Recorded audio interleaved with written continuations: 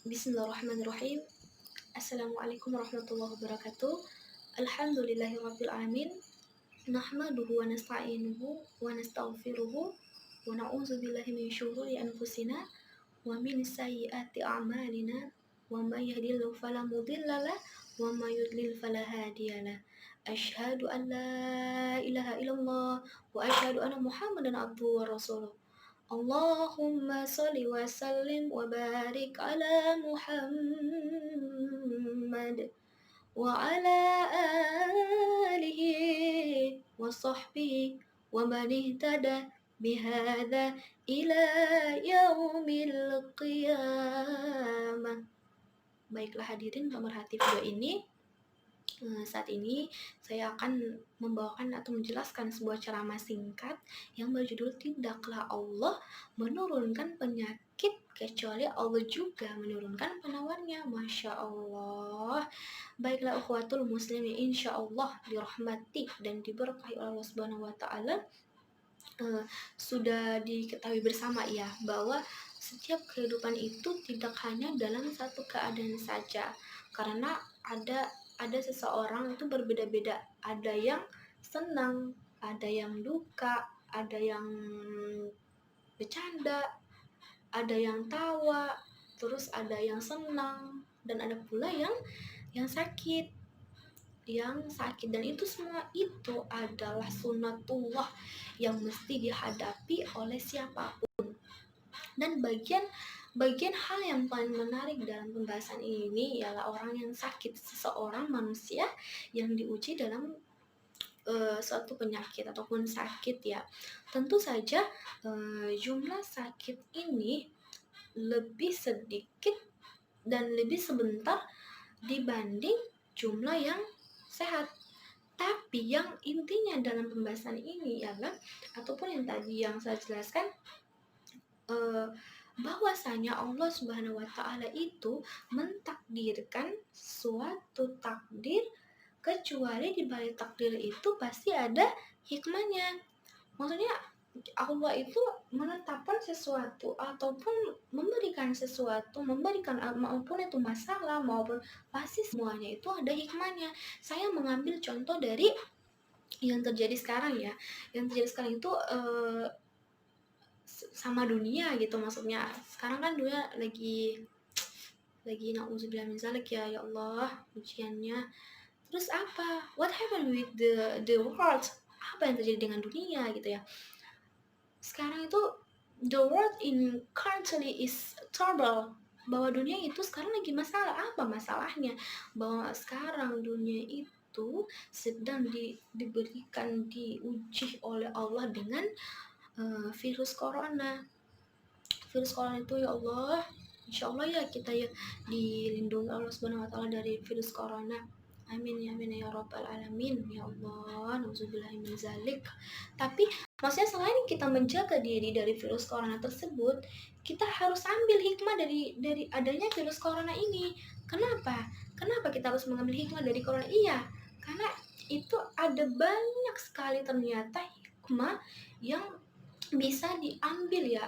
Di antaranya beberapa yang saya akan sebutkan, yaitu pertama, dengan adanya corona bisa menyadarkan manusia bahwa untuk tidak makan lagi makanan yang haram, yang dilarang, yang dikeraskan oleh Al-Qur'an, oleh agama dan oleh Allah Subhanahu wa Ta'ala. Itu terdapat dalam Quran surah Al-Maidah ayat 3 ya, bahwasanya Allah Subhanahu wa Ta'ala itu mengharamkan manusia itu memakan makanan yang telah disebutkan dalam Quran surah Al-Maidah tersebut. Malahan kita dianjurkan untuk memakan makanan yang halal dan thayyiban di dalam Quran surah Al-Baqarah ayat 172. Itulah hikmah hikmah dari corona itu bisa menyadarkan kita agar berhenti bahwasanya kita memakan makanan yang haram tersebut. Yang kedua, dengan adanya virus corona berarti semakin membludak virus tersebut tersebar di dunia, seluruh dunia ini, bahwa itu bisa membuat setiap manusia itu merasa takut. Dengan adanya rasa takut tersebut, nah dari adanya rasa takut tersebut itulah yang membuat manusia eh, semakin mencari Tuhannya, semakin banyak berharap kepada, banyak berdoa kepada Sang Penciptanya gitu. Itu berarti bisa membuat setiap manusia itu lebih meyakini bahwa sesungguhnya ada Sang Maha Pencipta gitu, Sang Maha Pencipta. Apalagi meyakini bahwa adanya dasar hukum eh, yaitu dalam Al-Quran dan hadis itu. Ketiga yaitu ialah dengan adanya corona, eh, tempat keramaian ataupun tempat maksiat seperti klub-klub malam, bar gitu ya yang tempat maksiat itu sekarang alhamdulillah pasti udah tutup karena manusia pada takut. Karena ketika kita dalam satu ruangan seperti itu, entah nggak tahu siapa ya, pasti kan namanya juga virus kan, pada masih takut-takut virus gitu kan. Nah itulah yang bisa maksudnya dari hikmah tersebut, dari adanya corona itu yang bisa alhamdulillah tempat maksiat tersebut sudah tidak di ini lagi dipergunakan lagi gitu ya ceritanya. Terus virus yang hikmah yang keempat dari virus corona tersebut, bahwasanya bisa menyadarkan kita bahwasanya kematian itu emang benar-benar nyata dan dekat dengan diri kita ini. Bahwasanya kan sudah terjadi ya di Italia, di Cina, di Turki juga ada, Indonesia pun di negara kita saat ini sudah ada banyak korban yang meninggal gitu kan. Jadi itulah yang bisa menyadarkan kita bahwa sesungguhnya kematian itu emang benar-benar ada dan dekat dengan diri kita gitu. Dan itulah, dan masih banyak juga ya hikmah-hikmah yang bisa diambil dalam virus corona tersebut. Nah, selain virus corona, ada juga penyakit-penyakit lainnya. Dan yakini saja bahwa Allah itu ataupun selain penyakit, tapi kayak sesuatu jalan kehidupannya diberikan seperti ini. Namun misalkan kita menginginkan seperti ini, tapi yang diberikan oleh Allah Subhanahu Wa Taala bukan seperti yang kita harapkan. Nah, kita yakini saja bahwa Allah Subhanahu Wa Taala memberikan apa yang diberikan oleh Allah itu, bahwasanya itu yang terbaik, bahwasanya itu Allah pasti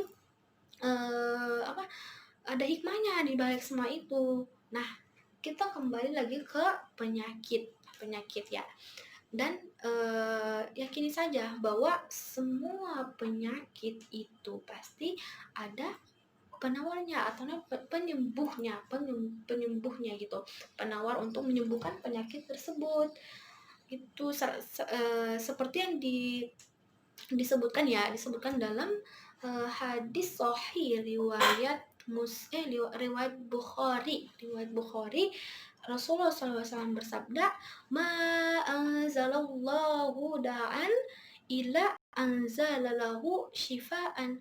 Bahwasanya artinya tidaklah Allah menurunkan penyakit kecuali Allah juga menurunkan penawarnya. Itu adalah hadis riwayat Bukhari, bahwasanya jadi Allah itu menurunkan suatu penyakit itu pasti ada penawarnya. Jadi kecuali kita berdoa gitu kan. Dan Al-Quran Al-Quran itu ialah salah satu syifa yang paling ampuh untuk menyembuhkan segala penyakit. Adapun amalan-amalan yang dilakukan ataupun doa-doa yang bisa dilakukan untuk menyembuhkan gitu kan penyakit-penyakit. Saya ngambil kutipan dari postingan Al-Habib Umar bin Hafiz dari Yaman. Bahwasanya beliau berkata di dalam postingan tersebut ialah ada 4 amalan yang insya Allah atas izin Allah akan dihindari sebuah penyakit, bahwa kita akan sehat gitu insya Allah atas izin Allah. Yaitu amalannya pertama itu sodakoh. Yang kedua yaitu kasirul zikrul wa istighfar, memperbanyak zikir dan istighfar. Ketiga yaitu melaksanakan sholat sesuai tuntunan Nabi Muhammad SAW. Maksudnya dalam sesuai tuntunan Nabi Muhammad itu ialah eh, misalkan tepat waktu, dan juga masih banyak ya sunnah-sunnah yang sudah dicontohkan oleh Rasulullah SAW. Dan keempat yaitu eh, membaca ayat-ayat Al-Quran. Masya Allah, kan Al-Quran apa saja itu semuanya di dalam Al-Quran. Oh iya, saya mau kasih tahu juga ada suatu amalan yang subhanallah sekali, Masya Allah dahsyatnya. Amalan tersebut ialah Rotibul Hadat ya. Itu marilah kita sama-sama hadirin senantiasa mengamalkan Rotibul Hadat di setiap, ya, mau seminggu sekali juga bisa, tapi intinya ada gitu ya, kita baca baca untuk eh, mengamalkan Rotibul Halal tersebut. Karena alhamdulillah saya sudah merasakan betapa dahsyatnya Rotibul Halal membantu saya gitu kan, membantu kehidupan saya untuk, terutama untuk studi gitu ya. Alhamdulillah atas Rotibul Hadat, insya Allah gitu. Itulah amalan-amalan. Dan saya mengambil juga kutipan dari Buya Yahya, iya Buya Yahya, bahwasanya beliau berkata ada solawat yang insya Allah terhindar dari penyakit, yaitu tibbil qulub. Jadi marilah kita mengamalkan semua amalan-amalan yang sudah di apa namanya, dikasih tahu sama para kiai-kiai ya, contohnya dari Al Habib, contohnya dari amalan dari Al Habib Umar bin Hafiz dari Yaman. Jadi intinya kesimpulannya bahwa sesungguhnya yakini saja, ketika kita menghadapi suatu penyakit, suatu ujian, suatu pasti itu dibahas semua di balik itu ada hikmahnya, dan juga pasti ada penyembuhnya. Allah Subhanahu wa taala itu maha memudahkan semua segala urusannya. Allahumma yasir wala tu'asir wa tamim bil khair gitu. Itulah cara singkat dari saya. Yakini saja bahwasanya Allah itu selalu ada di hati kita dan pasti memudahkan segala urusannya. Insya Allah, amin amin ya robbal alamin. Itulah cara singkat dari saya. Mohon maaf jika ada kesalahan, dan benarnya datang dari Allah, salahnya datang dari saya sendiri. Sekian, wassalamualaikum warahmatullahi wabarakatuh.